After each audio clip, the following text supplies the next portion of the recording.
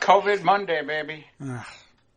Just another COVID Monday. I miss my driver's tan. I miss having, like, my left arm being tan and my right arm being pale white. Your farmer's tan. Praying this all ends soon.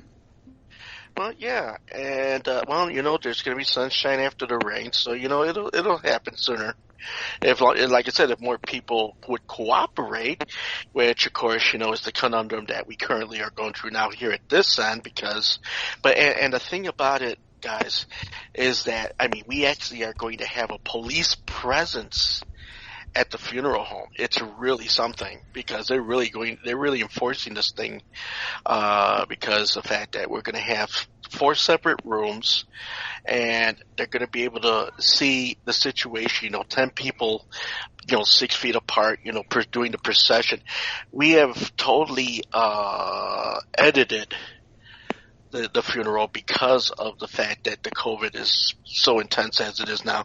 In fact, we're not even having our service is going to be 45 minutes long, which is very short, and only the 5 people are going to be actually able to go bury my father in the cemetery. It's terrible. It's terrible. Yeah. My heart breaks for you, my friend.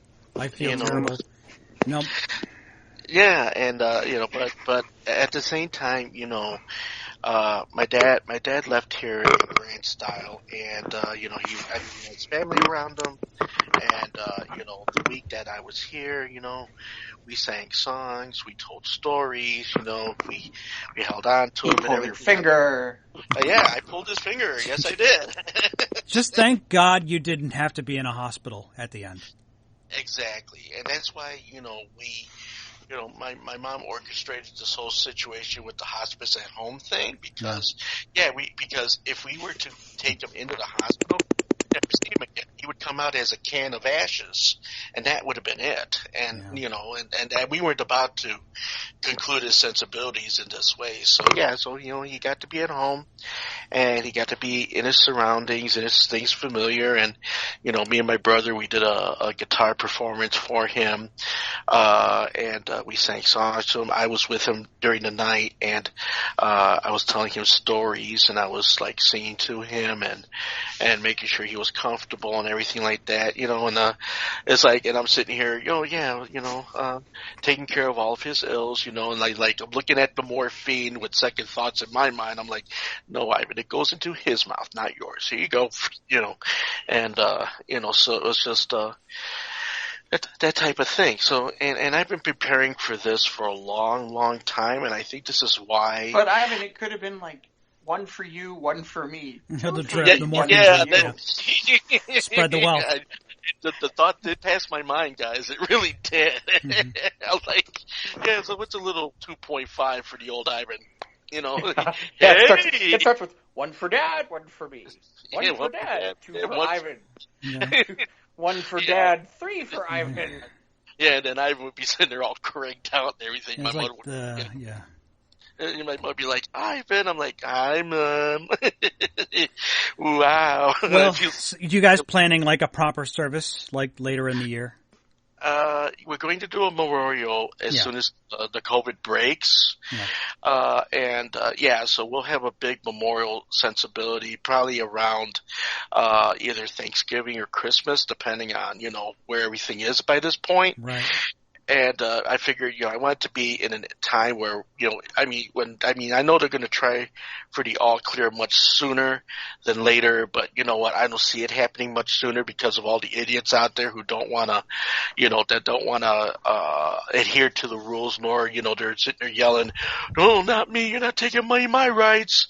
You're going to spoil July 4th, and you're going to spoil all the summer." Or just people be all like, "I'm a strong man. I don't need to wear no mask. I'm a man."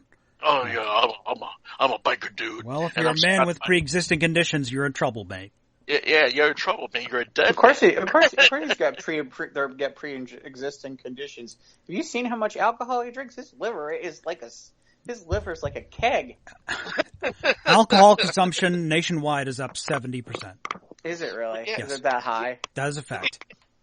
Oh yeah, that's why we got curfews here, because everybody's going to the liquor store to try to cure their ills and not try to make Well, I themselves. imagine porn Oh my God, porn Pornhub visits must are be. about up at this point too. Oh, are you kidding? Pornhub right now, the mainframe is lit up like a Christmas tree. I'm sure. Yeah, I got 10 more days on my free one, on my free account. Okay. Yeah, including our man Jeff over here. Yeah. Hey man, premium Pornhub is better than regular Pornhub. I'm sorry, I will. Hey, I'm not ringing gonna go endorsement pay for from it. Jeff Stein. I'm not going to go pay for it. If he later, knows but better, It is. There's something to be said about premium Pornhub. Put it this way, he is a 40-year-old man with a 20-year-old penis, because man, he puts that thing to work.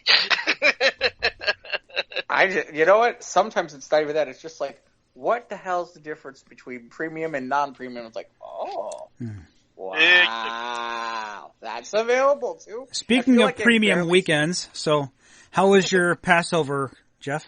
Yes, how's your Passover? How was my Oh, it's not done. I still got to keep going here. A few more days? It's Thursday evening. Oh my God. Because I feel, I assume we've started, it sounds like, right? Or did we record? Yeah, we've been. Oh yeah, we've been recording. Welcome to the, I was about to say the Oh Yeah podcast. This is not the Oh Yeah podcast. I've been listening to too many of them.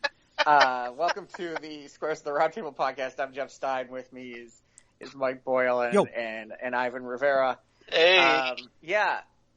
So I went out to go pick up something, so I dropped through the McDonald's drive-thru. And as I'm driving through the McDonald's drive-thru, I'm like, yeah, I'll take 2 McDoubles. And they're about to say, is that it? And I'm like, wait a minute. I can't eat that. Yeah. I can't eat that. I'm like, scratch that. I need a large fry. They're like, are you sure? Yeah. I'm like, so I was like, an unconscious thing, too. It was like, yeah, you just forget about it. I wasn't even thinking. I was just like, oh, I'm out. I'm going to pick up 2. Oh, no, wait. Wait, what are you doing? Yeah, it's like that one year where I broke it because I forgot that I put cookie dough in my Culver's concrete mixer, and I'm like, that was phenomenal with the cookie dough. Like, cookie dough. Oh no! Did I really do that? Did I really do that? So you're almost done with Passover. 3 more days. By the time this comes out, I'll have about one day left in theory. Hang in there, Jeff. So we'll see. Well, it's not nearly as hard when you're stuck in the apartment. There's like, okay, I mean, your odds go down tremendously because it's like, okay, unless you have a brain fart moment, like, hey, let's go get 2 daily doubles out of nowhere, and you're like, wait, what am I doing? Stop! No, must not go. I'm just really glad it was after. It was before I was like at like the drive-thru window going, shit, what did I do? At least then you would have after you got your order and then you had it in a bag in the vehicle with you. Then you. Well, I told you what happened a few years ago, right? Where the last day I had not planned out my day well enough. And I was at Chick-fil-A, and they had grilled chicken, and I'm like, screw it, that's it, I'm done. And I drove into Chick-fil-A, and they had grilled chicken nuggets.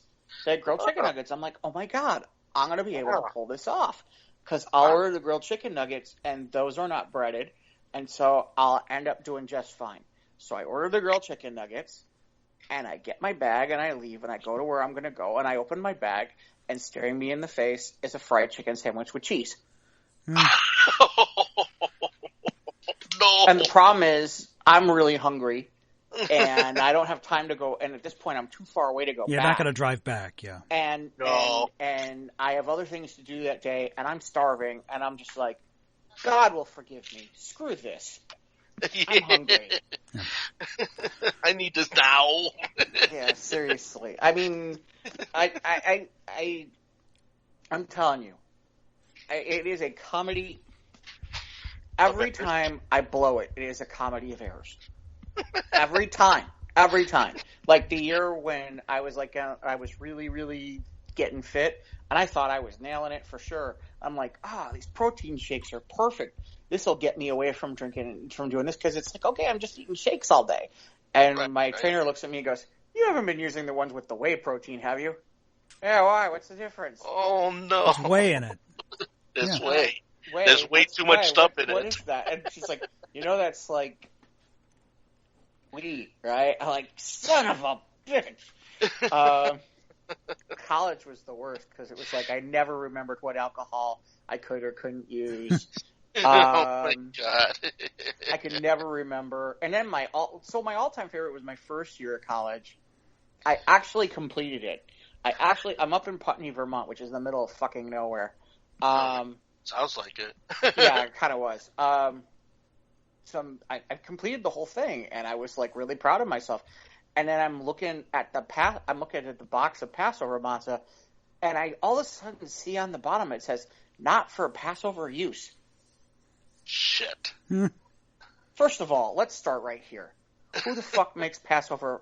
Who the hell makes matzah for non-Passover use? What the fuck is this shit? Welcome to America.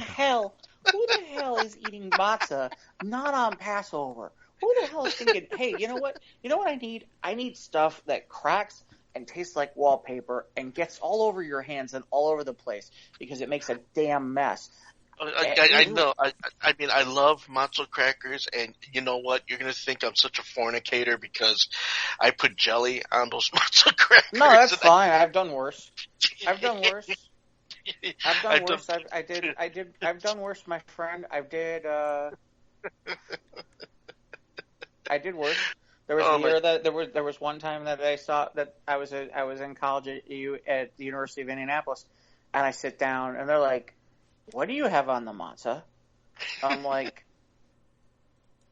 "What?" They're like, "Is that ham?" Yeah. Is that cheese? Oh my God! Mm-hmm. Is that mayo on there? Yes. You're mixing everything together. Oh my God! And they're all looking at me like, I'm like, "Oh my God!" I'm like, and then my beard is, I look at them like, "Whose holiday is this? Yours or mine? Shut up. Go away." It says eat matzah. It doesn't say I have to not eat. There's no instructions on the back of the box. Purpose? I'm like, yeah, exactly. You know what? I remember, what was it? The one time that, we went across the street when we all worked over at, Weef and everything, and how they wouldn't put the meat and the cheese together on the sandwich and everything over at the deli. Remember that? I mean, it was just like. Oh yeah, the old school. Yeah, well, because it's real so that's when you know it's real kosher. Yeah. Real kosher is you're not supposed to mix milk and meat products. That's why I kind of laugh with certain places it's kosher style, not necessarily kosher. So that's why I just order the lunch meat and just run it back to the station, because then we could toast the bagels and just make sandwiches. Yeah, exactly. I mean, those were great. Those were great things they made over at the deli, man. I miss the pound cake. I miss the pound cake. Oh, the pound cake. Yes, yes.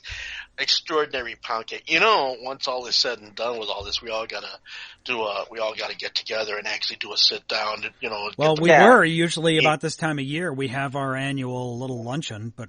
Yeah. Well, yeah, it was funny because I was supposed to. It was funny because I was supposed to be at a gaming convention all that weekend, and and so I wasn't going to be able to do it. But obviously that died. Yeah. But yeah, no. Yeah. So yeah, that's. Yeah. Passover and I have had a relationship that we. Last year was the first year in I don't know how many years that I actually completed the whole thing without a problem. Well, so far so good though, right? Yeah, like I said, other than the almost daily double debacle. Yeah, I'll take non-Passover Matzos for $800, Alex. Yeah, okay. Seriously. But no, I'm with you, Mike. I don't. Non-Passover matzos. I mean, it almost doesn't seem like that should be a thing. I mean, really. Well, that's what I mean. I mean, who the? No, I'm just saying it. Who the fuck gets matzah when it's not Passover? Who? I don't. What, for what reason and what rationale? What are you goddamn thinking? Seriously. Who the? You know what the funny part is? It's America, Jeff. You know what? Yeah. So everybody who? Who? I think what it is because it's America, everybody fucks with everything. Because you notice how all Yeah, the but it's and it was references kind of Manischewitz. cross over. It's You know, Manischewitz. Manischewitz shouldn't be making that matzah not for Passover. What the hell is that? well, they're trying That's to like making corner the that's like market. making that's like making spaghetti not for Italians. What the hell? Yeah. Well, Or they do something make. like that. They do make pasta for, I mean, have you ever looked at some of those, like the tricolor pasta? They kind of put different vegetables and turn it into pasta, or they got wheat pasta. Who the hell's going to eat wheat pasta? I'm serious. Is there, I mean, I don't mean this to, oh no, this is going to come out bad. No. I was just going to say, it's like, is there some family going, hey, instead of tacos tonight, let's have matzah? Seriously. Non-Passover matzah. Right. It's not Passover. Well, one of my ex-girlfriends, they had a cross-religious marriage. Like, the dad was Jewish, but the mom was Christian, but neither of them switched. So that's interesting. Yeah, it is. Yeah. The only time the kids got to choose their matzah- own path, pretty much. And then, so here's the thing. The only basically, time they you have eat- two separate dishes with every meal. No, they would celebrate a little bit of Hanukkah, a little bit of Christmas, a little bit of Okay. Just I'm sorry. respected both. Yeah. If they really pull it off right, they get 20 gifts because they're Jews for Jesus or something. Jews for Jesus. Now that's an interesting thing. Oh, you were yeah. going to say something, Jeff? There. I mean, I'm sorry, I didn't mean to cut you off. Oh no, I was just God. Where was I going with this? There was something I actually. Yeah, I don't know. I just don't get So, it. Ivan, I just- suppose you didn't do much for Easter yesterday? Actually, it was okay. Here's the thing. Okay. Cause after all was said and done, we celebrated my father, as in true Puerto Rican style. We played dominoes and we spent the nights together. All the brothers were just, whooping it up, trading stories over beer and just, sending him off in style. I didn't get to bed till about 5 a.m. the following day, Easter morning. Yeah. So I kind of slept in for a little bit and then got up and, had some hot, Dunkin' Donuts coffee, the box of Joe. You know how they do that, at Dunkin'. So my brother and several of his friends were here, and they, got the box of Joe. They brought some donuts, and we all sat around and commiserated and everything, and just kind of spent the time together. It was a lot of, not a big gathering. I mean, we had like so many people at a time coming here at any one time. And, and everybody was very gracious, about getting sprayed down with the Lysol and the hand sanitizer and everything. Everybody wore their mask and their gloves. So it was very, very clean around here. So it was, so we had, something of an Easter, celebration of sorts because, what more beautiful way, than my father leaving, on such a holy weekend, which, it almost seemed like it was destined in that moment, to happen the way it did. And it was such a beautiful way that it happened the way it did. And so, I feel good about it. I do. Don't get me wrong, I do have the pain in my heart, but at the same time, the thing that drives me is the fact that, okay, he's not hurting anymore. He's not suffering anymore. And, he is, I think I put it eloquently in, the Harlem Nights player page. That's my theatrical friends page. And I said, my father, I said it like this. I says, excuse me while I take center stage for a moment. So to all my theatrical friends here in the Harlem Nights players page, I would like to tell you that my father took his final vow on the stage of the Rivera household, and he is now left out stage right to go take the limousine to the to the Gates of Heaven auditorium where he is going to be performing tonight for his family, along with Louis Benatti and many of his musician friends. Thank you very much for your condolences and all your wonderful well wishes, and much love to you all. That's how I, so that's how I put that reference in, that, sensibility, of how I assembled that. Because, my dad, was a music man. He played his guitar, he sang, he loved to party, he liked to live it up. He ran a tavern with his brother. So there's lots of stories that I'm sure I've imparted stories about you on, over these many years to the both of you about my father, my uncle Arsenio, and everybody like that.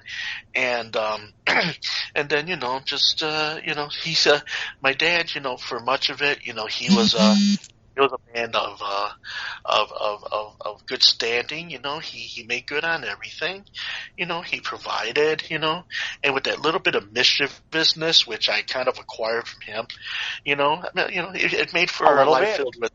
Well, a lot of it, actually. It's in my DNA, man. I was just saying. Okay? It's in my DNA, So that's just where I get that, kind of, let's see how much I can get away with type of thing, because my dad was like that. And, of course, it always made for laughter. It always made for, maybe at times doing things just a little too far. But, but he never meant any, malice or anything by it. It was just for the yucks. It was just for the fun, the shock factor, or what, the practical joke, or the thing that, that endeared, him to his family, just, that's how come, we were the family that we are, the type of people that we are and everything. So, he had that about him, and, he made it, to where it was able to allow this thing to just, foster and thrive. So, and so, yeah, I mean, and I was talking to Soraya tonight, my daughter, and, and I told her, and I said, look, we all have had time, because, I had a lot of time surrounded, with all the best people in the world, you and Jeff and John and Allison and Cespi and all the people I work with, in the industry and everything, and everybody has been so kind, and the condolences and everything coming up on both my Facebook and my Instagram page, and I just want to say thank you and bless each and every one of you for sending the wonderful, warm, well wishes that everyone has sent. Everybody has been so kind and so sweet. People I've never even actually met, in person, but yet they see me, doing the things I do on Facebook, the music and the goofy stuff and, everything like that. And they've just all been very, forthcoming. It's a nice, warm feeling, and then, of course, all my friends, and everybody has been just sending just, emails and well wishes and everything, and it's very endearing and it's very humbling, and my heart runs over, so I mean, how could I be unhappy knowing that I have such love and support from each and everybody that I know and have been around and about. So, and it just kind of gets me to think, well, my dad getting my mother getting all these phone calls from all of my dad's fans and everything, and it's just like, yeah, I get it, so in that respect, I'm just going to be carrying on his traditions, all of the things that he has imparted on me all these years. I'm still going to be the mischievous guy, and love. I'm still going to be the person I've always been, because now it's like, yeah, I got to carry this not only for myself, but for my dad, and, with that, I mean, with that, I can't, to that I can't deny. So, in that respect. And I think, when you have friends that you can talk to about this sort of thing, and they can help you through it and help you to it, it kind of cushions the blow. It kind of softens the blow a little bit when it actually comes around the corner and it meets up with you. When you got people around you that support you like that, yeah, it hurts, but it doesn't hurt as much because there's that support. There's those people around you. There's that, family, your chosen family, your chosen friends, your loved ones, your children, everybody. So, I'm a very lucky And I'm a very gracious and humbled man right at this moment. And it just goes to show that, yes, there is still a lot of great things left in this world and a lot of good left in this world. And that still gives me the hope for the future. So with that, there's my little soapbox thing. So I'm going to step down now. And yeah. Before you step off your soapbox, did you catch?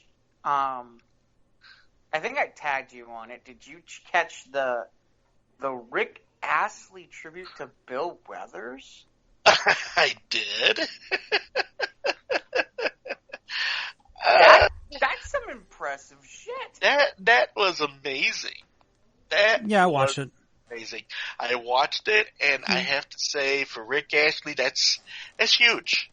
That's huge. You wouldn't get that from any other guy. No, because Rich Astley always had a very distinctive delivery. He always had he was very individualistic in his artistry, and he pulled it off beautifully. Well, but Ivan, he's always telling you what he's feeling. Yeah, exactly. He's never going to give you up, Ivan. He's going to make you understand. Right. And he'll never hurt you. Never going to make you cry either. Nope, never going to say goodbye. Nope. Well, my Easter weekend was most unlike and most others. Between Saturday night and Sunday morning, we finished watching the Ten Commandments with Chuck. We didn't know if it was on Channel 7 as usual, but I just put it in the DVD because I was tired of watching all the commercials when it was on Channel 7. I think it was the week before, Mike. What? I think it was the week before. Oh, and last weekend it was on? Yeah, maybe. I don't know. I don't think it was the exact weekend. But I had the DVD, so don't matter to me. Right. Easter morning, we had breakfast, and then we watched the Easter Mass that's on... Channel 7 runs it at noon every day. From the church in Chicago. Can I admit that I can't watch the Ten Commandments anymore after him doing Charlton Heston doing the reading of Cop Killer? Can I admit that now? I suppose. It's like ever since then, it's like you can't look at him the same way no more. No, I really can't. Well, it's just it ends Edward G. Robinson now as Dathan. It's like the whole movie, he's just a douchebag.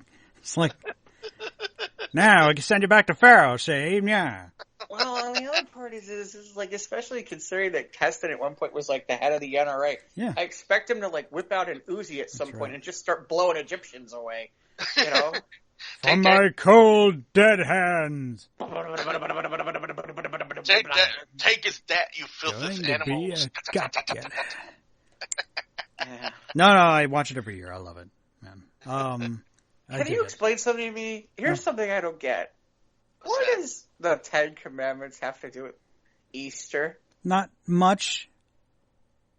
It's all mostly about the centerpiece is pretty much Passover. But it runs on Easter weekend, which usually doesn't coincide with Passover directly. I just hear so many Christians go, it's part of our Easter ritual, and I'm like, it is part of my Easter ritual.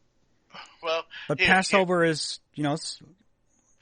here, if I can elucidate something to you, Julie, who teaches CCD in the Catholic Church, she had us read some literature the other day, and she had come out with the book, The First Easter, and basically, it was, somebody had illustrated this book for little children. It was about a bunny who, saw Jesus Christ, in the parade, on top of the mule just going down the street, and then he saw Jesus again, going down the path, with the cross on his back and everything. He saw them be crucified. Jesus. So let me finish. So the thing about it is, after all is said and done, and after, the stone gets rolled away, okay, this is how they incorporate the whole Easter thing into the whole, the 3 days, from the burial and the resurrection. He was the first animal to see Jesus come out of the tomb. And so, and of course the rabbit, is saying, well, I can't tell anybody because rabbits don't talk. So Jesus walked up to the rabbit and says, since you, Bunny talks. yeah, so he said, since you were the first animal to see me, risen, Okay. I would like for you to Get some eggs and color them. Exactly. I would like for you to celebrate with the children and, send them gifts and send them little things and stuff. And Bite my bunny butt. And Use then some you would, fake grass. use some plastic fake grass grass at Kmart. Yeah, and get some baskets, if the baskets weavers made down in the nut house, and then you go ahead and celebrate, and you're the first Easter bunny, and that's how Easter's created. So, I mean, it was. You have to think about it for a second. It was very cleverly put together, in this respect. And the book explaining the story was very tender. It was very light and airy without it becoming, kind of morbid or gory or anything in that respect, so there you go. They managed to merge the whole situation of Easter with the Easter bunny, and I'm just like, nah, clever. Yeah. Okay, so, that being said, okay. I'll take it. So, how did that answer the question about the Ten Commandments and Easter? Because the Ten Commandments is about Passover. Which the Ten Commandments is about Passover. Okay. But it's usually Easter weekend is when they run it on Channel 7. Got it. Yes. So, and of course, because they can't run the Mel Gibson one. That's a little bit too gory. What else was there? There are other reasons you can't. Or they couldn't do the one. They couldn't do the one with Mel Brooks. The History of the World Part 1. They didn't touch much upon the. I now bring you 15 commandments. And the 15. That was just the one little 5 commandments. Yeah. And then the one tablet falls. 10 commandments. So we watched the Mass at noon on Channel 7, and then we made Easter dinner, which was just ham with green bean casserole and a cheesy potato casserole with. Has Ivan still had green bean casserole yet in his life? Yes, I finally had green bean casserole. You did. Yeah, and it's delicious. But we also, this was our second year, we made a cheesy potato casserole with onions and peppers in it. And that was good. That sounds good. So we made plates, and we drove it over to my Aunt Carol because she's sheltering at home. Right. So, and then we came back and we ate it, and then that was it. So that was and I had the one peanut butter egg that I'd kept in the fridge until yesterday, where it was promptly consumed. Can I admit, Reese's peanut butter egg? Yeah. Sorry, COVID-19. COVID-19 is ruining my usual pattern of cheap Reese's right about now at the store. Oh. Because they have the cheap Reese's eggs right about now. Oh, yeah, they have the half price. Half price Easter candy, yeah. And I also watched the Andrea Bocelli mini concert from that cathedral in Milan. Nice. How was it? Oh, it was very moving. Cool. It was very moving. Cool. Then at the end he went outside and he sang in the open square and he sang Amazing Grace and all the aerial shots of the empty cities around the world. Yeah. Really, really eerie. Didn't he sing Ordinary World at one point from Duran Duran? Maybe. No, I'm not talking about this time. At one point. No. Not obviously not yesterday, but. Right. Yeah. No, but he also did a Christmas album where he was all being all. Did he do a song with Celine Dion called "The Prayer"? Yeah, I think he did. Oh yeah, that one. Heard that a lot at the Weave. Yeah. That was big. I remember that being big. Mm-hmm. So yeah. Yeah, but Bocelli's starting to look a little old, man. Starting to get up there, huh? Yeah, starting to get up there. But it was good though. It was, he sang Ave Maria, and it was very very moving, very touching. Oh yeah, well, I mean, I like that type of devotional and sacred music. It's on YouTube. You can watch it. Oh, cool! I'll have to go ahead and grab it. I know that I know that next Sunday, I have. I mean, I won't be able to do the satchel performance this Wednesday, but I know that on Sunday, I'm doing a special Sweet Soulful Sunday, And, for, on Twitch, which that's my new Twitch, home now. Twitch. Okay, And, well, make sure you post the link on the Squares Roundtable Facebook page. Yeah. I sure will. I will. Because you have your admin powers. I do. Activate. Admin powers activate. Short shape of an ice dildo. Oh my god. I don't know.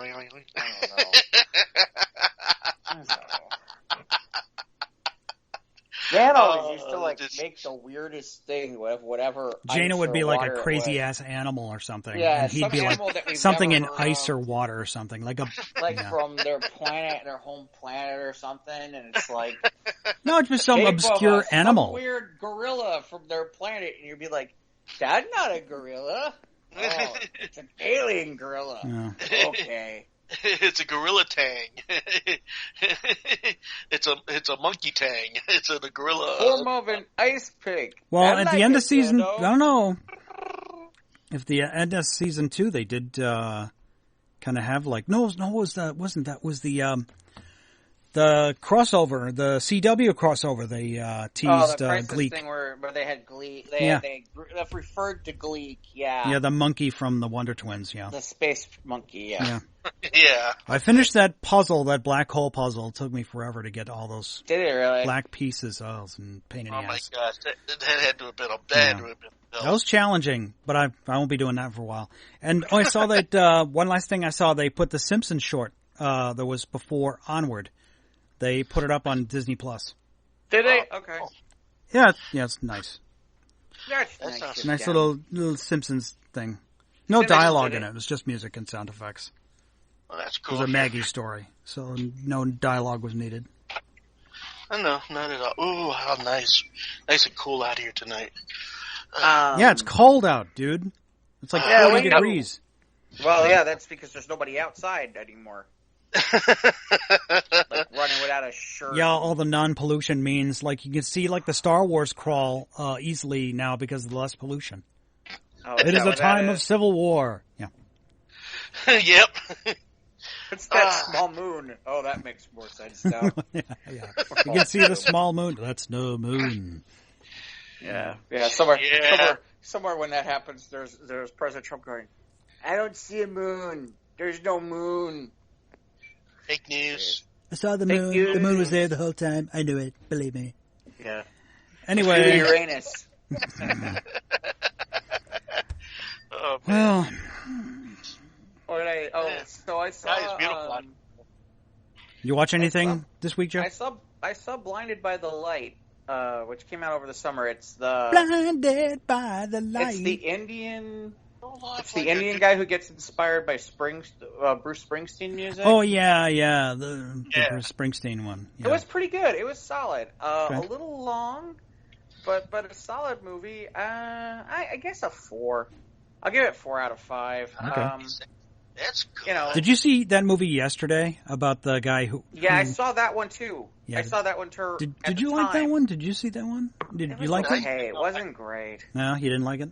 Okay. It's been long enough. I can say this. So the weird part is the premise is interesting. Yeah. It's just then things start to get weird.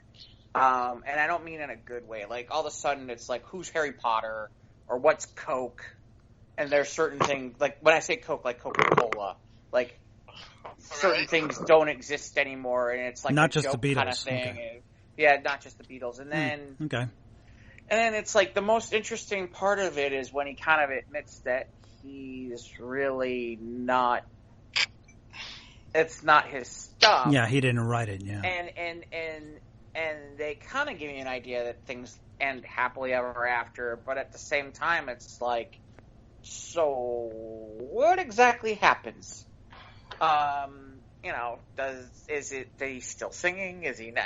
Like I said, I just feel like it's a weird place to. Yeah. So it's like a movie that didn't know how to end itself, or I feel like that, or missed out on opportunities to, or it was fun. Yeah. It just wasn't. It just wasn't conclusive, just kind of like. It wasn't. Yeah. It was like a great idea, it's like when the trailer came out and everybody was like, oh, this is a really fun, interesting idea. And then it was like, okay, you don't execute it. You know? Right. You didn't bring it to completion. You know, you're kind of like, or they do the big excuse like, oh yeah, well we want you to come up with your own ending for it, which I always kind of hated those kind of endings. Like choose your adventure. Yeah, choose your adventure books. Yeah, you know what I'm saying? It's like, really?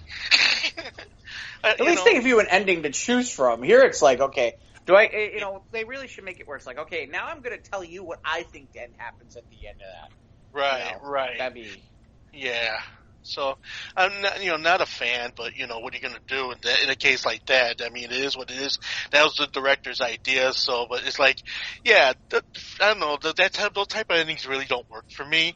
I mean, I like something a little more concrete, or if you're going to leave me, suspended, make sure that you suspend me to something that's going to make me jump from, a number 2 or a number 3 or whatever, but, yeah, but when you just doing the solo project, and then it's just like, oh yeah, and this is where we ended. And you're like, huh? yeah, it's that kind of sucks. So we're a week out from the repercussions from the events at WrestleMania.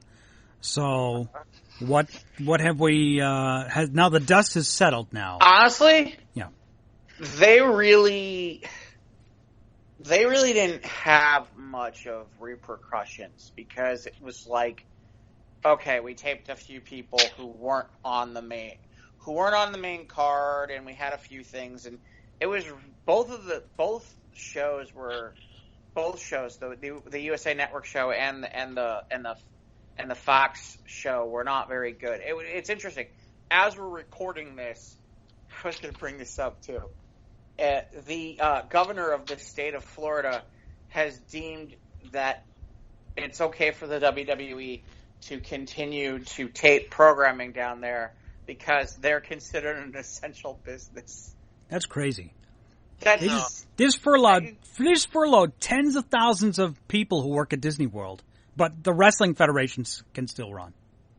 That's craziness. That's crazy, man. But again, and okay, so here again, this is a difference in company philosophy too, which is okay. Disney is gonna sit there and go, okay, we shouldn't be doing these things, and this isn't what should be happening, and blah.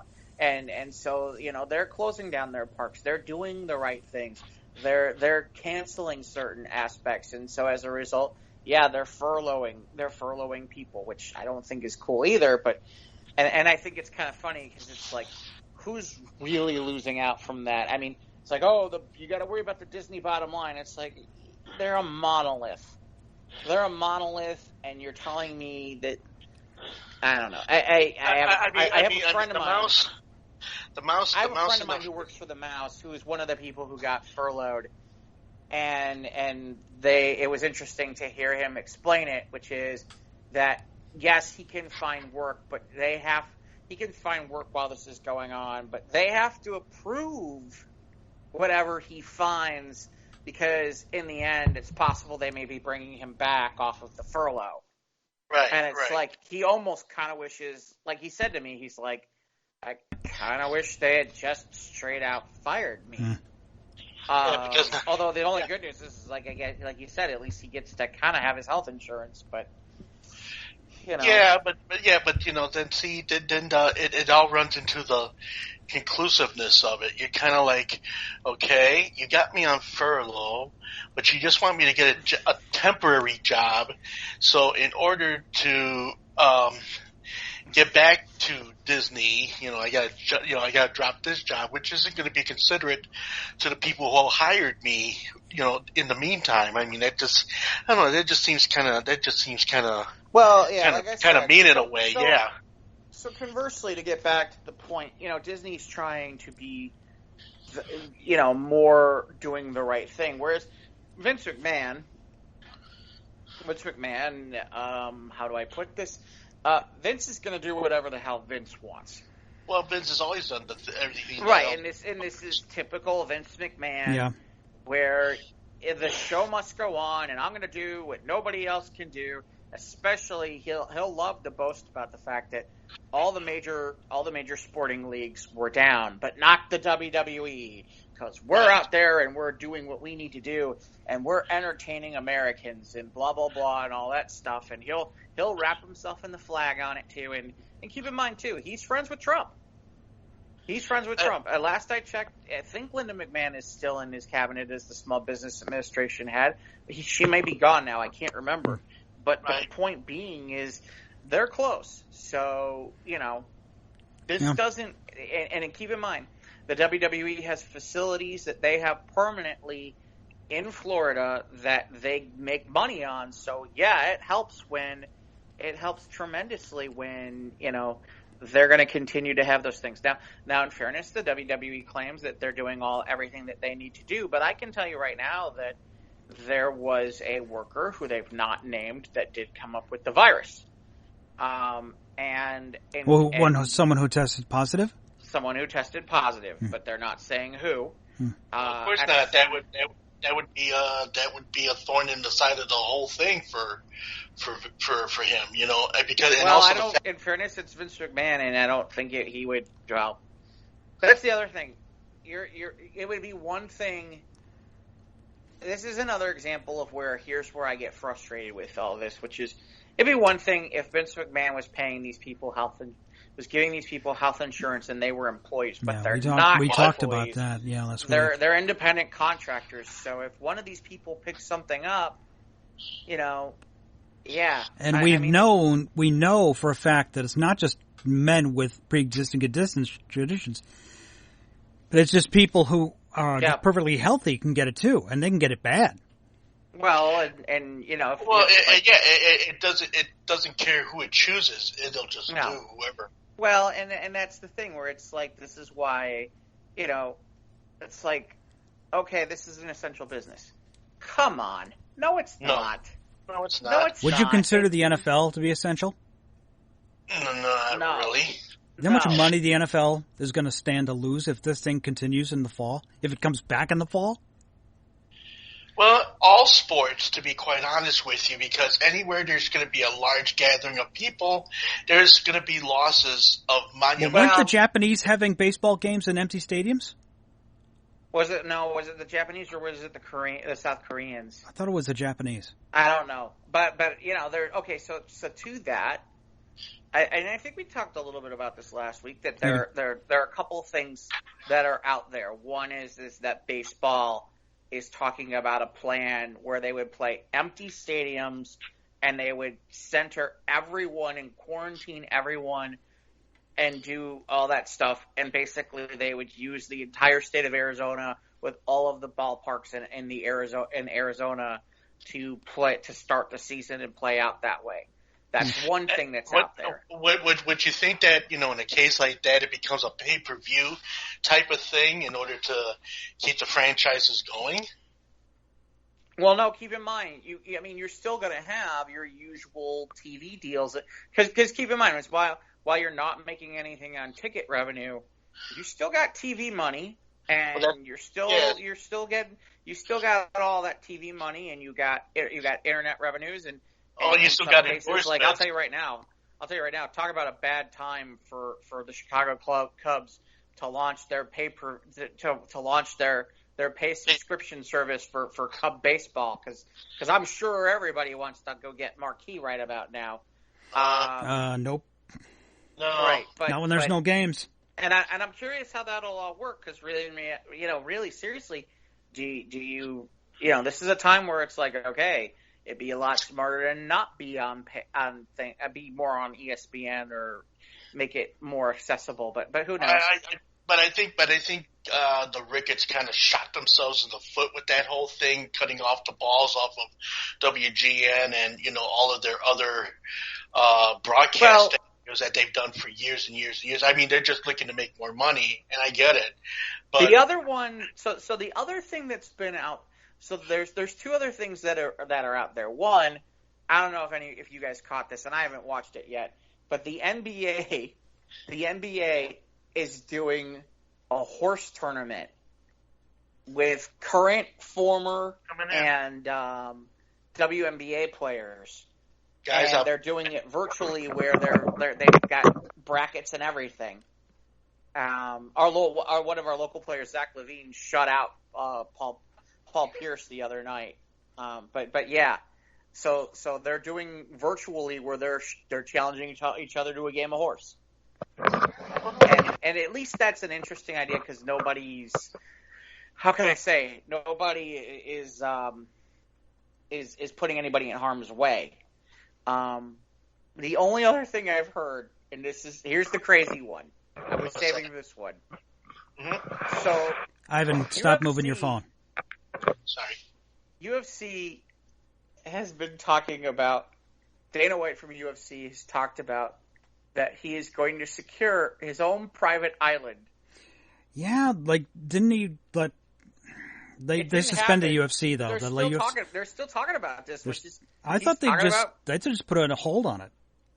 Right, they put a hold on it for now, but they still are talking about, like, securing their own private island where they have where they can make their own rules and bring in people however they want and control the entire system and all that, and have fights. And here's the only thing I keep thinking.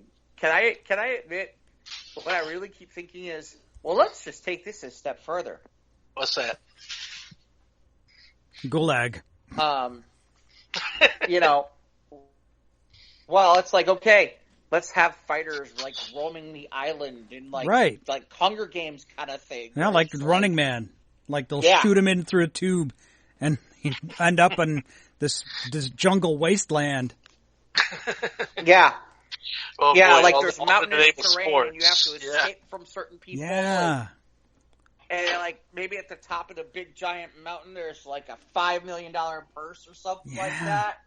And they all have to and it's like 24/7 being like taken, like a giant like the Running Man hill game or something like that, or Hunger Games or some crap like that. Yeah. Man, that Arnold movie was pretty. This 80s cheese nowadays, but man, that was pretty bad back then. I know what I like. I mean, are you kidding? You can package them and call them cheese. Follow me, light bulb. Yeah. Hey, Christmas tree.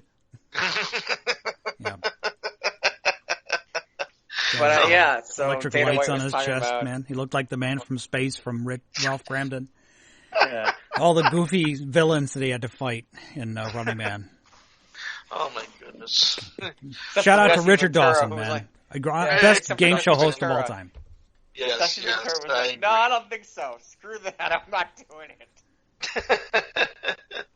They called him. He's like, nope, not doing it. No. You can't make me. By the way, the voice of Brainy Smurf has died. It's terrible. Terrible tragedy. Yes. I think he was still doing the voice of Brainy Smurf. I think maybe some of the couple of Adult Swim shorts when they talked about Smurfs, but I don't know if he was in any of the newer live action ones with all the Smurfs were CG. I would know. That might be worth a Google someday. But Brainy Smurf, yeah. They always threw him he'd get on everyone's nerves and they'd throw him outside the village. That or Jokey Smurf will always give him a surprise box and he'd open up the bone, he'd explode, and he'd start laughing at him. Mm-hmm. And that everyone was caught by that, not just Brainy. Well, I feel like there was a lot of people. Yeah, but I'm just saying, Brainy. I think Brainy got the brunt of a lot of abuse because, Papa Smurf sad, boof. Mm-hmm. So okay.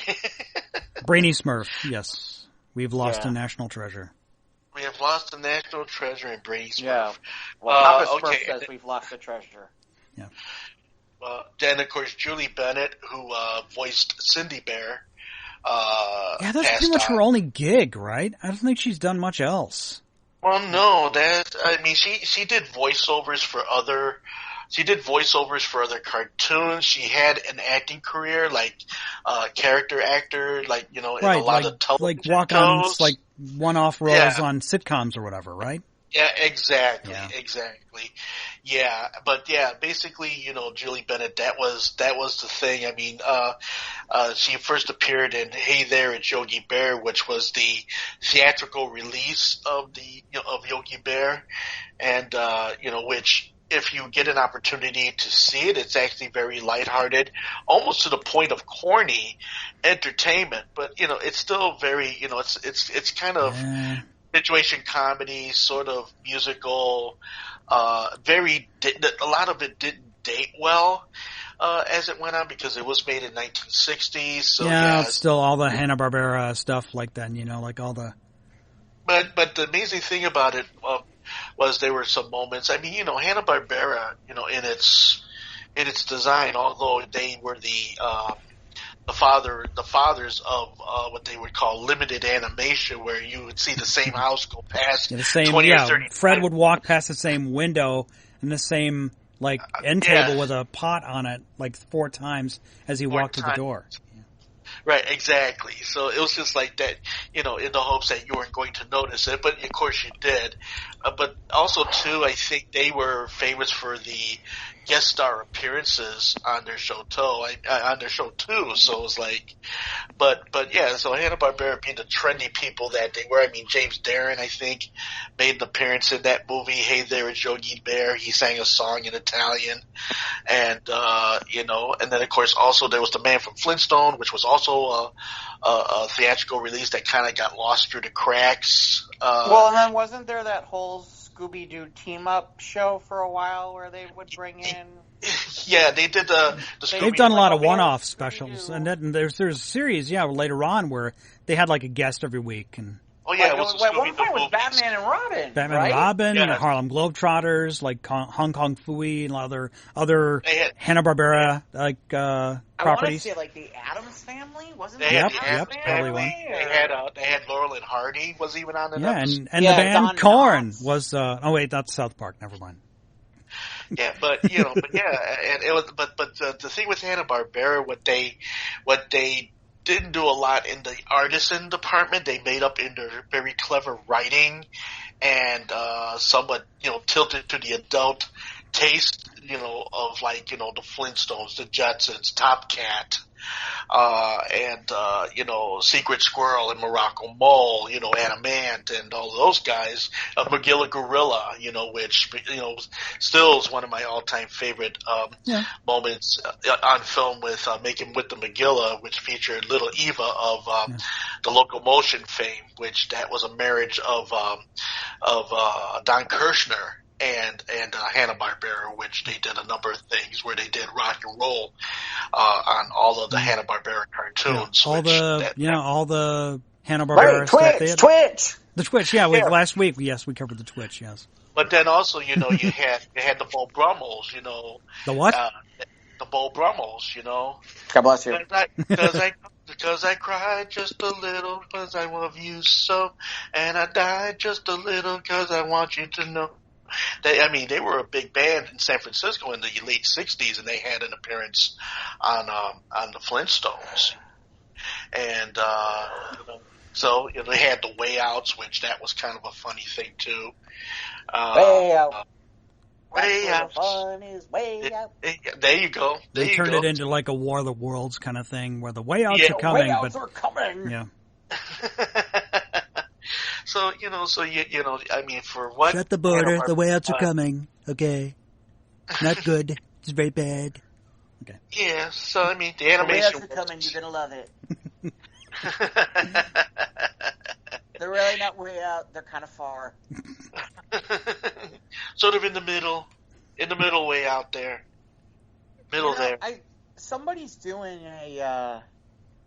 Someone's doing a fan-created piece, a fan-created Scooby-Doo piece, and the only reason I'm bringing this up is I thought it was an interesting idea. They're doing a live-action fan-created piece of Scooby-Doo, but they're doing it with a Riverdale darkness to it. Well, Hanna-Barbera, I think it was about a year and a half ago, Hanna-Barbera took a lot of their properties and put it in DC Comics, and they gave it a little more mature edge to it. They had the Scooby-Doo gang, during a zombie pandemic or something. Well, didn't they have Mystery Incorporated for a while, where they actually made the writing and the themes a little more heavy in the Mystery, when it became Mystery Incorporated. I mean, you actually had I don't know. I didn't watch. I'm not the resident Scooby-Doo expert here. I just think it'd be an interesting idea, considering it isn't, to me, I think it's kind of an interesting idea, which is, given how Riverdale and Nancy Drew have been able to go dark and go a lot darker and a lot weirder and been able to make it work, it's like, that'd be an interesting idea for a live action even if it wasn't live action, even if it was animated. Yeah, and that animated Scooby-Doo obviously got shelved. Yeah, that one got shelved, yeah. I know which one you're talking about. I guess that Trolls movie came out. The one, that World Tour, that's out. You can buy it and watch it. Okay. They put it direct to DVD, or not to DVD. Like to download. Yeah, they got the stream out there too. Yeah. You can pick it up on your I'm forgive me. I'm not planning on watching the Troll sequel. No, me neither. No. Yeah. Well, no. Just because it reminds you too much of the Avengers, the stones. Oh yes, it definitely really. The Infinity Stones. Whose brainchild was that? Yeah. Well, it was a good idea when they popped, when they conjured it up 3 years ago. But then it's like, then like the end game, of Infinity War came out. I'm like, there's a lot of parallels to those stories. Yeah, every string is a piece of music. And I'm thinking, every stone has a power. Okay, yeah. Well, it's just like Legends of Tomorrow, which is the DCCW show. Before Endgame came out, they actually had finished what their big plot line was, and they did almost the exact same thing, where it was like, and they did it on purpose, where they purposely ripped off the Infinity Stones thing, and it was funny. and the worst part is they beat them to it and finished before they did, so it was kind of amusing. Well, there you go. By the way, Mike, that's the episode with the giant Bebo. Right. That's the finale with the giant Bebo thing. Okay. That's where that comes in. Right. Is they have to use all the stones to put together the giant Bebo. I gotta see that. That's a good show. I gotta tell you, skip season 1, start at season 2, and then seasons 2 and 3. Seasons 2 and 3. I've liked seasons 2 and 3 better than I've liked so far 4 and 5. So that's the meat of it, 2 and 3? 2 and 3 are really good. Okay. 2 and 3 are the meat of the story. 2 and 3, well, no, it's just good. I'll give you an example. There's one time where something happens. There's one episode where, it was while the plot's going on, they accidentally make it where George Lucas ends up not becoming a filmmaker. Okay. Interesting. And two of the characters admit that they were inspired by George Lucas to go on to become the heroes that they are today. And so as a result, they lose their abilities and all that stuff and what they have because George Lucas doesn't exist in the manner that he should. Wow. And they become totally worthless, so they have to get George Lucas back to kind of resurrect the whole. Yeah, to resurrect Star Wars. Okay. And all that kind of Indiana Jones. So it's and they don't figure it out until it's too late. It takes a while to figure out what's happened and why they're like that. And it's little quirky, weird episodes like that. There's one where I think, that sounds like if fun. I remember correctly, they need to get the help of Tolkien. During World War I or World War II or whatever the heck it is, or something he was like World that. War I when he was. Was it World War One? Yeah, interesting. Yeah, I mean, there's stuff like that where they'll do, they'll do stuff. There's one, I don't remember which season it is. There's one where they run into Elvis and there's the haunted guitar. That sounds like a Scooby-Doo adventure. Yeah, that almost sounds like an funny. episode of Quantum Leap. Hey there, Shaggy, hang me Well, here's the thing. hang my guitar, man. The Legends of Tomorrow show is really... Oh, Miss Presley. If you're looking for a serious show, you're not watching Legends of Tomorrow. Yeah. They make fun of themselves on a regular basis. It's a fun watch. Okay. In some ways, it's funny because it's like more like screw ups of tomorrow, if you know what I mean. Yeah. At times like that. where they I screw like things that. up so badly, and you get the idea. But Okay. it's a fun show. To me, it's one of the better shows that for the superhero shows that are out there because I like something that's going to make me laugh a little bit more. But that's just me. No, I love a good howl. I love a good howl. I love to laugh real. And that's been a show that's done that. Okay. I'm trying to think. So it looks like AMC might go out of business entirely. Oh man, that sucks. Yeah. Man. Yeah. Of course, I've been going to Regal Cinemas the last couple of years because it's the biggest chain that's close to me that I enjoy. Yeah, I mean, outside of the Logan Theater, that's just a stone's throw away from my apartment, and then now I have the Regal Theater, the City 14, which is only like not even 10 minutes away from my house, and I'm just like, at least I know they're not going anyway quick. But yeah, the AMC 10 guys, minutes by car or by walk or by bus or what? 10 minute by car. Okay. Yeah, so I just can't. It's sad. around in my neck of the woods. I mean, I'm trying to think off the top of my head. Is there the closest place I can think of that there's a Regal would either be going into the city or going up to Lincolnshire. I mean, I don't think there's any in between. Like in my neck of the woods. So there's like one AMC near goes, was it? It's a little bit. Lincolnshire. You're talking about like Waukegan Road on Lincolnshire? No, further north. Oh, okay. A lot further north. Oh, okay. No, there's a Regal in Lake County. Well, that's what I mean. But that's what I mean. I can't. I don't think there's any that I'm aware of. There's no Regal immediately. Yeah, there's an in my AMC. area. The AMC is a little bit further away, but the Regal's closer to me. Right. So Yeah, I mean, so it's the not AMC's the biggest, and if they're going, what does it mean for everybody else? Ivan, you patronizing your local restaurants so they can stay open?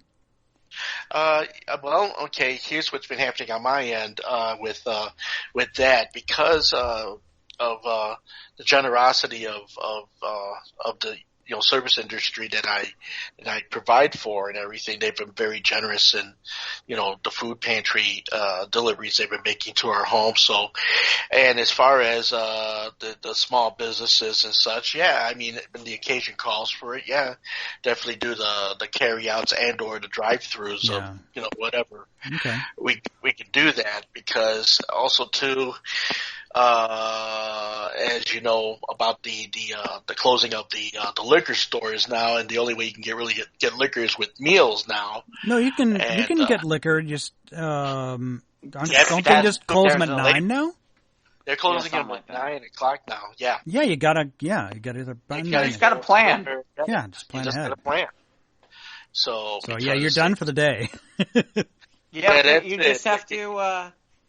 You have to remember. You have to sit there and go, "Oh shit!" and like get to the liquor store by like 8:58 or something like that. And we'll get considerate. Get there a half hour before they close, and then everybody's happy. No, be that college student who can't remember that. Who forgot? You guys close in 5 minutes. Oh man, that's bad. Man, I was cramming for my exam and shit. No, well, okay. I need my 40, man. Well, no, just my point being is that you guys didn't go to college in like Indiana, where it's like on Sunday. Yeah, it's dry on Sundays. Yeah, right. Unless you go someplace where they're serving food, you can't buy alcohol. So it's like, if you weren't thinking it through, or you accidentally fell asleep or something weird, and you're like, and all of a sudden you look at the clock, it's like 11:45. You're like, shit, I gotta get to the liquor store like now. Mm-hmm. Yep. So it was like a common thing, because like the guy would always be like, okay, there's I think it's also like in Wisconsin, like they can't sell liquor after like 9 p.m. Yeah, I think they got the same rule we got in Chicago. Like at the Walmarts, like, you can't. You know what Ivan needs to patronize for food, though? What? Jones Barbecue and Foot Massage. Joe's Barbecue and Foot Massage. I wonder if they can bring the foot massage. Well, you can't do that in a curbside pickup. No. Hey, I mean, if I they can can have curbside Easter ceremonies, why can't they have curbside foot massage? Just don't let Lord Lori find you. Because he would tell you to stay your ass at home. I thought you said you'd been there before, Ivan. You said you'd been to Joe's. Yeah, you went to Joe's Barbecue Foot Massage. Didn't you go there, Ivan? I thought you said you'd been there. Yeah, I've been there, and it's interesting that you guys would bring that up. But yeah, and I would think that, they could go ahead and have their people come right to your doorstep and actually do the foot massages, right there in your foyer. I mean, it's a possibility, while you're eating just hang your feet out the side of your car door. There you go. And then roll the window down. When you're there, do they sing the song? Do they sing the Jones Barbecue and Foot Massage? Jones? Do they do that? Is that playing the whole time? They should. They should, but no, they don't. But they don't. That would be amusing, though. That would be amusing. with the giant things that we have no idea why they're dressed up with these real weird animals, like the dinosaur and the bird or whatever the fuck it is. I can't remember. The pterodactyls and the T-Rexes and shit, Yeah. Yeah, because there's a local restaurant near me that it's not a chain restaurant. They have like 3 or 4 of them in the suburbs. It's the Village Squire. We've been to the Village. Yeah, they tried to stay open during the shutdown here, but they had to close. They weren't getting enough business. So hopefully they'll reopen in May. So. Oh, they got some great food there. I know we went there. Yeah. Yeah. Mm-hmm. Squire, get me my food. Squire. No, it's not like it's not like the Manticore's Tavern. Nothing like that. Not like a yeah. Where's my lowly piss boy? Piss boy. Piss boy. You ate your raisins. These are mine. Yeah. He's hanging out with a poo boy. Come here, lowly piss boy. But I don't want to go over there, your Majesty. Knight jumps queen. Yeah. You always miss, Your Highness. Pawns jump Sir queen. Lancelot. No, that's all. Jump the queen. Yeah. God save the queen. He won't whip me. Off with his head. Yikes. Hello. Yeah, we'll talk about that on the squares. I guess the Queen of England gave a message, but she wore a green dress. So the internet went right to town with their photoshopping of the... Oh, no. Come on. Yeah. She's a really old lady. But she wore a green dress. Okay, come on. So the internet responded quickly. Yes. Well, it wouldn't be the internet and Savage. That's right. By the way, apparently the Origins Game Fair got pushed back to October 7th through 11th from June. Although they are talking about doing a virtual Origins online June 17th to 21st, but they're not explaining what that means yet. I'm curious. It's probably because they're still trying to figure it out. Well, but you don't got much time at this point if you're going to try to figure out how to do it. If we're going to have any mass gatherings, we need to, Well, even virtually, I mean, how do I say this? They get 20,000 people regularly. Now you're going to do it virtually. There's going to be people who weren't originally going, I might play.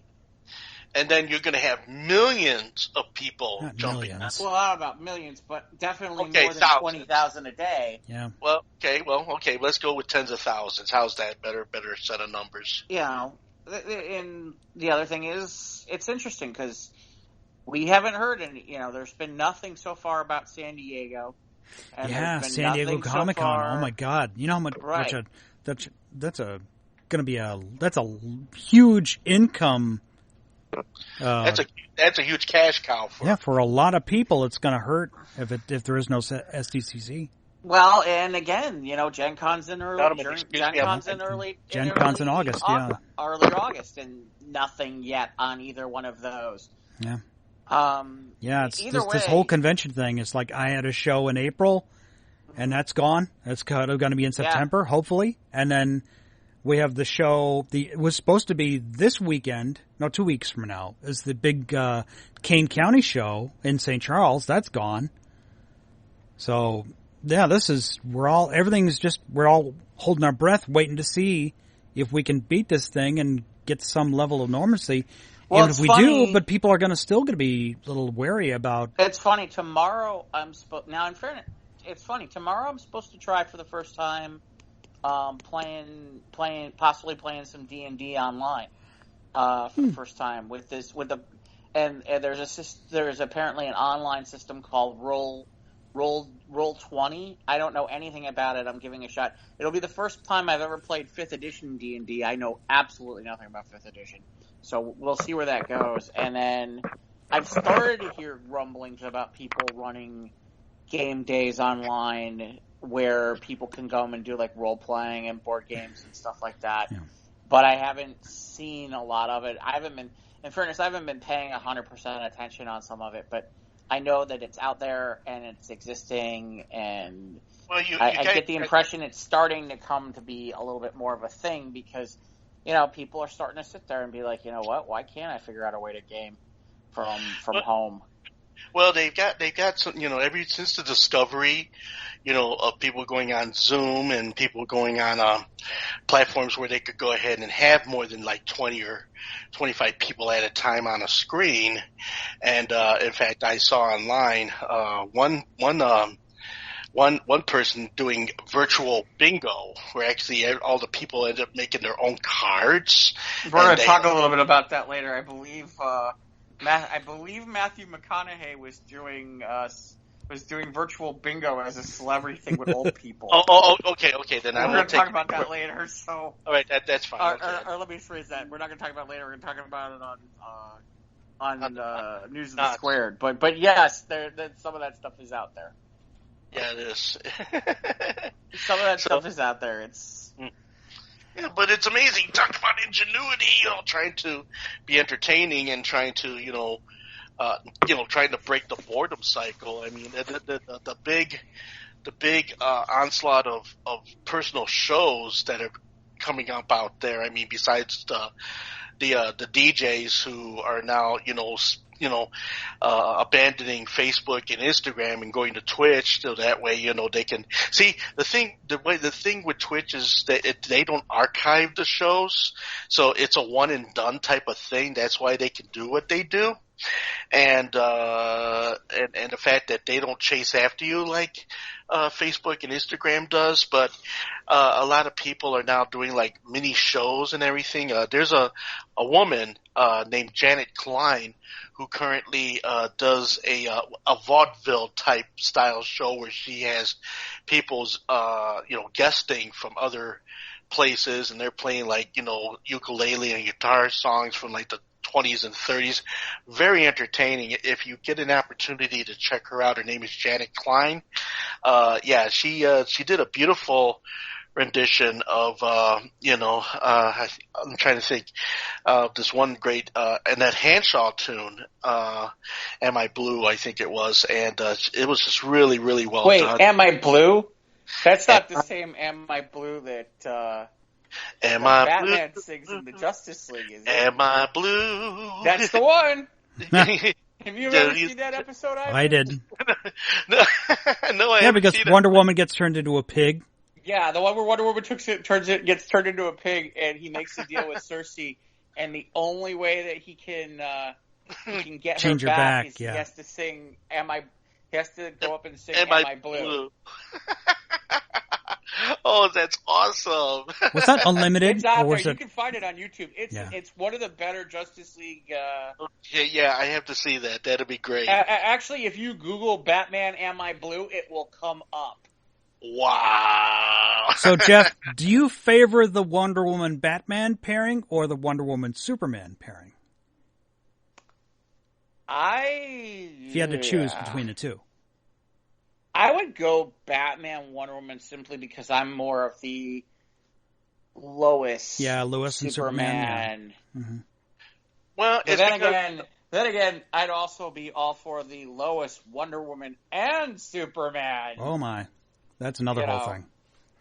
Well, okay, because every time I think of Superman, I always think of Wonder Woman. I always think about them together a lot. But it would be, for me, I would like to venture out. Is it because about romantic, or is it because you think that if Superman's super sperm, went into Lois Lane, that it would explode and destroy her or something like that? Well, I'm thinking that you got Wonder Woman with the super vagina. I think she'd be able to handle Superman's business. His torpedo. Ejaculate, yeah. Right. Because I couldn't see. And of course, Batman. I think not having that. Yeah, but Batman should have Catwoman, man. Like Selena, Batman. Man, like Bruce and Selena, man. I don't know. Okay.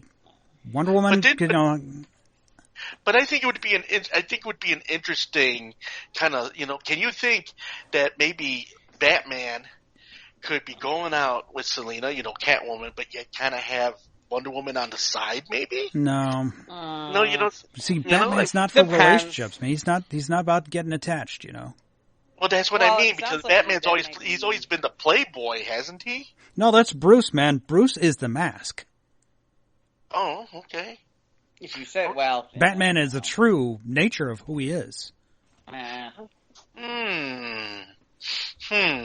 that's an entirely different show. We may have to talk about this at some point. We might have to talk about that someday, because I would really like to explore the examples of changing up the air quotes norm situation when it comes to the comic book characters and the movie characters. If you go ahead and you offset them with different partners and what their outcomes would be, Well, no, I'm not even talking about that. We're talking about, is Bruce Wayne the mask, or is Batman the mask? I think Batman would be the mask. No. Well, okay, and Mike thinks it's the other way around. Yeah, just they played on that heavily in the Nolan trilogy. That's it. That perhaps might play a lot into what you're into. I mean, you've read that. I mean, you've watched that, right, Mike? Yes.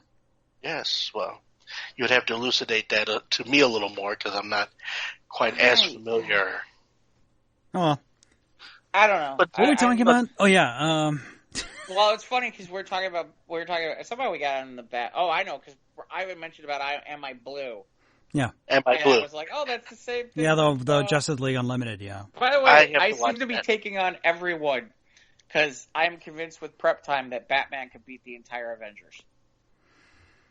Batman has a plan, man. With prep time, Batman beats everybody. Yeah, exactly. And if Grant Morrison's Batman writing, trumps the you're doomed. Avengers? If Grant Morrison's writing, you're doomed. It's Batman, there's no way you're winning. There's just none. That's right. Interesting. Do you think maybe such a thing might come up in the future, you think? No. No? You don't think so? No, because it's interesting you say that, because with everything going on in the industry, they've talked about, okay, maybe we need to have a DC Marvel crossover finally again, because it would help the industry and it might spark people to buy books. Yeah, exactly. It might sell some books. It might spark some interest if you're going to head. People are stuck at home and they can't go to comic shops. We need to come up with some stuff for when. That's some crazy stuff too, by the way. Stream that down, man. Be able to download that onto your. Stream that down. Stream it down. But the thing is, a lot of these companies are not putting it out because they don't want to kill the stores. The stores are a lot of the lifeblood, and it's interesting because I don't know how much you guys have been paying attention. I don't know how much you guys have been paying attention, but Diamond, who's the big retailer where for comic book stores, there's talk Diamond might not come out of this, and if that's the case, I don't know how comic book stores get their comics anymore. Yeah. I don't know how distribution happens because really, there hasn't been another comic book distributor since Diamond bought out Capital, which was in the Chicago area, and that's been a few decades, I think, now. Well, I think also too, because of the advent of digital download and streaming and everything else, and people being able to read their comic books virtually. I mean, it all comes right back to the whole tangibility of your product. If you like it in the comic book, you want the book, you want to run through the pages, you like to see the gloss, you like to see the colors, feel it in your hands against, it's on my telephone, it's on my laptop, it's on my iPad. Well, but here's the thing, Ivan, and this is where it becomes problematic. The problem is twofold. Okay. At least in my opinion, the problem is twofold. Okay, it is. Yeah. One, most of the people who are buying comics are Gen X or older. Okay. That's who a lot of the buying public is at the moment, who goes to the comic book store, which means that really in reality, those are the individuals who are looking at it. The second part of it is, and this is the bigger part, which is, okay, yes, those people might go online and do that. Here's the thing. If it still costs me whatever it costs per issue, is it still $3.99? I think for Lucy. Is it?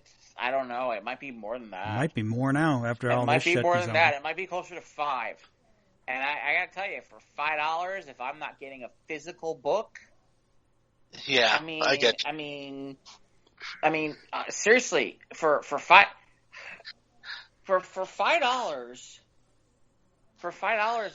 I could get 5 songs on iTunes. True. Well, no, most songs gone to $1.29 on iTunes. Oh, I'm sorry, $1.29. Fine, okay. Okay, so 4. I can get 4 songs on iTunes. So like 3 for $4. Fine, 3 songs on iTunes versus 1 comic book, and they charge sales tax. So yeah. Okay, Mike. I'm just saying, dude. Hey, man, don't shoot the messenger, man. It's like 3. Okay, fine. And 3. 2. Sales tax. Yes. Oh, okay. Fine. Yeah, but you're right. But this is a coming Jesus moment for a lot of people, a lot of industries. Yeah. Well, I mean, if I wouldn't be surprised if this whole situation becomes a death knell for many in industry. Where and that's why you got these people going, oh, you got to reopen the economy, and it's like, I understand where you're coming from. At the same time, it's like, but at what cost would you like to do that? Well, we just got to be cautious about it. That's all. Well, this is a thinking person's situation, we're through. Okay, but here's the thing, though. My brother said it best. Until 2 words come out, cure or vaccine. Until I hear that, then I'm not. Now we just have a treatment that's not been fully tested yet. Yeah. Proven. So it's like it's done. It's for the most people, it's done well. But exactly. Until there's a vaccine, we're going to keep this up for another 6 months to a year, at least. Right. So at the very least, a year. So 2020 is in the shitter. 2020 is gone. This reminds me of. Remember that old Carlin routine where he talked about if we ever really truly piss off the planet, it'll let us know. Yeah. Yeah, I remember that. Yeah, I watched that. I found it on YouTube the other day. Yeah. I believe we pissed off the planet. I believe it's coming. It's giving us this answer. Hey. Yeah, okay, I don't like this shit anymore, okay? I'm done with this shit. I've had enough plastic. I don't need any more. The Earth plus plastic. Yeah, I remember that old skit, yeah. Yeah. It needed us to make plastic. You want to watch environmentalists' heads explode? Mm-hmm. That's my theory on why I don't believe in true environmentalism the way people do is because well, what if the Earth wanted plastic and it just doesn't want us? Just needed us, to make the Yeah, plastic. it just needs us to create plastic. What if it wanted plastic? And they're like, you are heathen. What? No, let me tell you what's crazy. What's crazy to me is, okay, we have to get all this stuff, and then we have to sort it ourselves so that then somebody else can pick it up, and then they can make a profit. And they get to make a profit. And to me, that's... Or it becomes a scene out of WALL-E, And you're like... Well, no, I mean, because you don't think they got machines. You don't think they got, plants and machines where it's like, okay, it'll auto-sort everything to where we wouldn't even need to physically do it. Of course they got machinery. Of course they got the electronics. They got the technology. You know why they don't do it? Because they don't want to pay for it, and they can make us do it. And the scary part is they weren't dumb enough to do it. And not only that, they pay us less to do it. Right. Well, they don't pay us at all. What are you talking about? Okay, well there you go. See, they don't pay us at all. They don't pay. Well, okay. They give here, ready? They give a kickback for picking up the garbage by picking up the other shit or something. And you know that it doesn't work in our favor. None of it works in our favor. None of it works in our favor. Are you kidding? It goes from one place to another place, but you don't get rid of it, really. It just gets moved around. It just gets moved around, or it gets dumped somewhere, or just but it doesn't disappear. Not right away. What? It's not quickly degradable. No. No, it's not quickly degradable because then you get the mile piles of all buildings getting built on a bunch of more piles, and you're just like, and then they wonder why nothing stands. I think we should ship it into space. That way, when the asteroid shows up, yeah, that's until the asteroid down. Only if our luck changes. And or the asteroid just decides to just take us out completely. Well, I'm not worried about that because NASA has that plan. They're going to send 2 teams up of drillers. Yeah. We learned from Michael Bay how to fix it. So. Is that a Michael Bay movie? Yeah, it was. Yes, Armageddon was Michael Bay movie. Is Armageddon a Michael Bay movie? Oh, yeah. Boy, it really is, isn't it? It sure the hell was.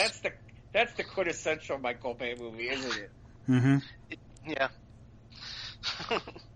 So, that being said, you're kind of like, all right, this is where we've gotten to when the movies start reflecting real life. Right. Okay. That's like what I saw another meme today about how there's forest fires near Chernobyl again, so it's stirring up more radiation into the atmosphere. Yay. Like, oh, good, here, check another one off the apocalypse bingo. Right. Wait. Yep. This is what we need. We need Michael. Now I'm thinking about this. Are we in the middle of a Michael Bay movie? Yeah, we need The Rock and Mark Wahlberg to team up to save the Earth and directed by Michael Bay. Yeah, because we've already had scientists who've been ignored, and we've had specks of Demolition Man. And it's like one guy said that because of people walking outside without a face mask, Judge Dredd's going to show up, guilty. Who's the one that came up with the X-Men meme where it actually kind of addressed that whole pandemic thing? I saw it I saw it on Facebook, and they had 10 panels of the X-Men talking about how I think it was Rogue who came into a store, and the guy was talking, and all of a sudden he ends up turning green and sloshy, ends up dropping on the counter, and then a person came up and says, "Oh, you're one of those guys. Look at, you're passing on the disease," and and then they just kind of go along this whole thing. It's out there. It's on Facebook. Seriously, who knew that cooties was going to be the problem? Yeah. Well, yeah, that cooties would actually be a thing. It's too bad it's not like in the Ten Commandments where you can have the green cloud come down. You can I can make a green cloud. Invisible enemy. Especially if you fill it with burritos, yeah.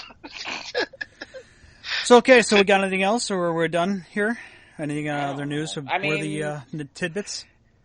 I don't know. I guess I didn't get a chance to read some of it. You know, I'll be honest, some of this stuff, it's like, I don't even feel like reading about it. No, you don't want to look at the news, and I'm tired. It's people not even just the news. It's like okay, like, I guess Taka Waititi had some stuff out about Thor, the new Thor movie that's coming out here in a bit, that's out there, and that's on the Squares page, and then Matt Reeves was talking a little bit about the Batman movie.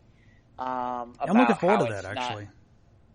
The Batman movie? Yeah, I'm looking forward to it. You know, I'm sure Pattinson's I'm sure he's going to do a good job. Yeah. Interesting. You know, here's what would be interesting to me.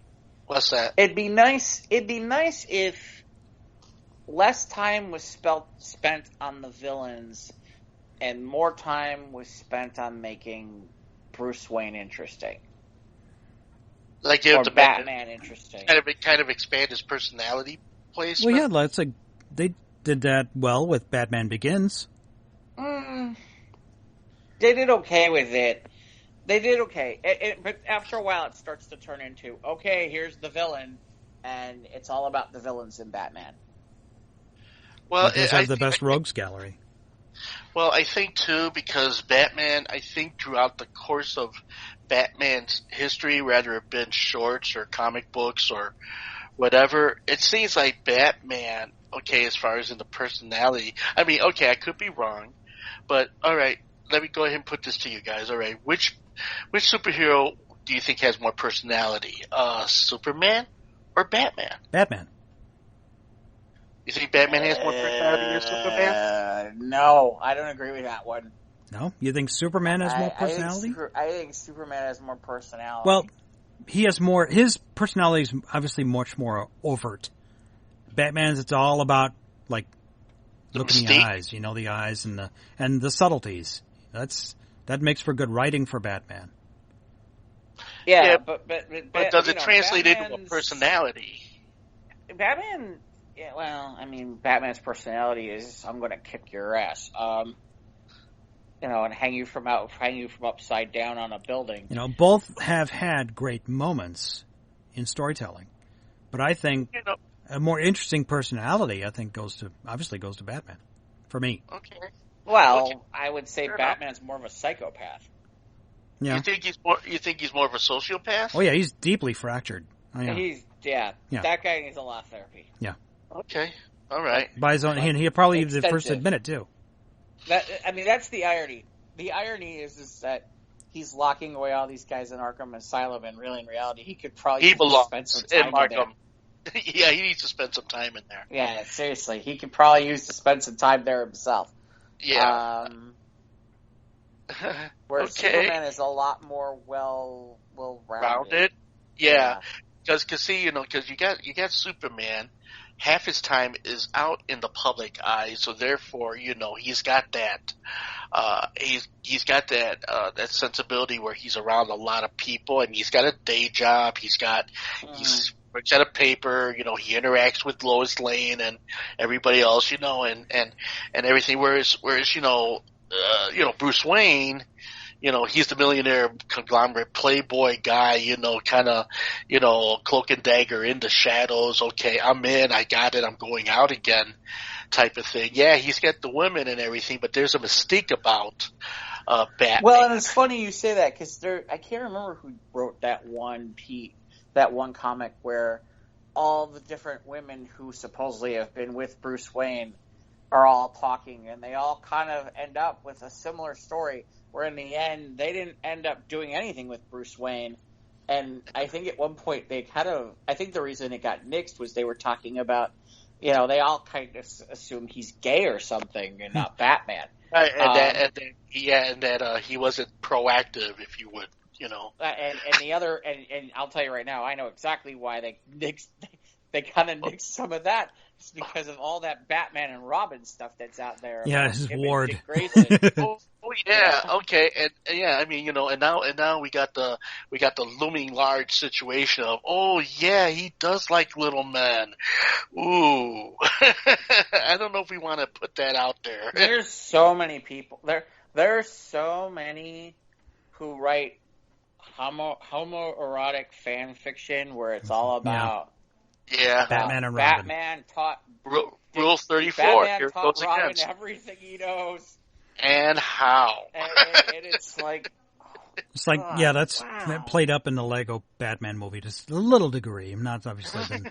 Just the father figure that Dick Grayson looks to is the. Yeah, I mean, there's been like Devin Grayson, who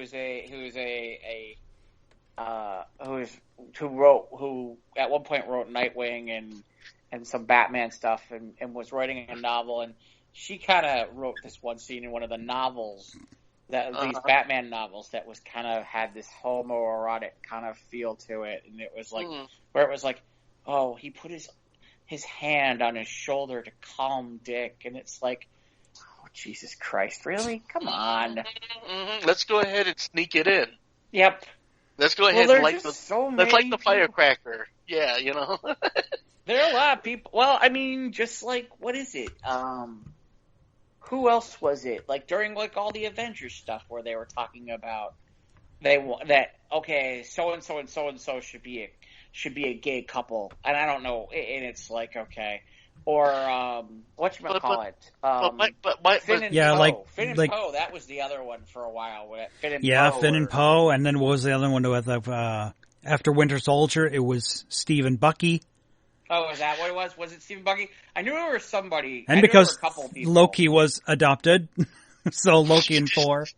Yeah, and a lot of that too. I've seen that where some of this stuff where like these, they and the best is they start throwing online petitions about this stuff, and they get hundreds of thousands of signatures, and it's like, come on, it's guys. like the same thing. Like they wanted to make Captain Marvel gay, and I don't know. Yeah. Well, okay, and of course. Not even in the ballpark of the DC or Marvel universe. Okay, the unending story of Bert and Ernie. Come on, I mean, why do we have to do this? You know, why do we have to institute that now? Because the gay and the transgender and the non-binary and such. Okay, yeah, you know what? No disrespect to any of it, because I am friends with all of it. But as far as like in the writing of these things and everything, do we have to kind of lump this sensibility into any of these stories? This is where it's interesting, because it's like, this is where it makes it uncomfortable for men, which is okay. If I have a strong kinship to another man, and it's just a bond in friendship and all that stuff, right away it starts to turn into, oh, they must be gay. What? Right. No. Yeah, no. I can have strong male relationships and not have anything to do with being gay. Right. Have you're bro, like bromance. I mean, look at us. Okay, I mean, we've all known each other for years. We're a gay three-way. That's where we are. Okay, well, look, but in reality, you know what? I am not on the bottom. That's what I'm telling you right now. No, you don't. No, well, yeah. But the thing is that we're all we are strong friends together. We're bros, okay, and as far as everything else, we share this bond of friendship and everything. There's nothing, homo-reactive to any of that, because that's. I think that's one of the like radioactive, like homo-reactive. Homo-reactive. Huh? I don't know about that one. Homo-reactive. Well, I mean, put it this way: it's not like I'm going to go out with Mike. Not that I'm going to go out with Mike and he's my bro and everything like that. And I'm not going to sit here and people are looking at us. Oh my gosh, look at the way they react to one another. They're like kidding and they got their arms around each other and shit like that. And it's just like, yeah, but he's my friend, man. He's my man. He's my bro. Okay, just like if I went out with you to dinner and I did the same thing with you, and then all people start thinking just because I got these strong ties to my friends, to my male friends, that all of a sudden, I'm lighting the loafers. I mean, that's not right. Yeah, well, like I said, somewhere along the way, and that, by the way, that's where the stigmas come for all those men's groups too. Where I'll admit there have been times where it's like people are like, "Oh, you should join us for this men's group," and I'm like, I think I'll stay over here. I mean, it should be that way, but it's like, yeah, there's a part of me where I'm like, there's a bit of phobia to that, a little phobic to that. Yeah, there's like that. How about a football game? Yeah, what the? Yeah, seriously. It's like, want to be a member, want to be a member, want to be a member. It's not even that. It's like, it's all that, because it's like, we're going to explore our feelings. It's like, what? I think I'm going to go over here and have a beer. Okay, you know what? Be like Batman and don't explore your feelings. I just stay alone over here. Yeah, right, seriously. Okay, so I think that'll do this week, eh? Well, yeah, I guess. Yeah. All right, guys. So, why don't someone tell them where they can find us? I suppose that someone is me, isn't it? Well, you're the one that did the best. Because the last time I tried to do this, it was really bad.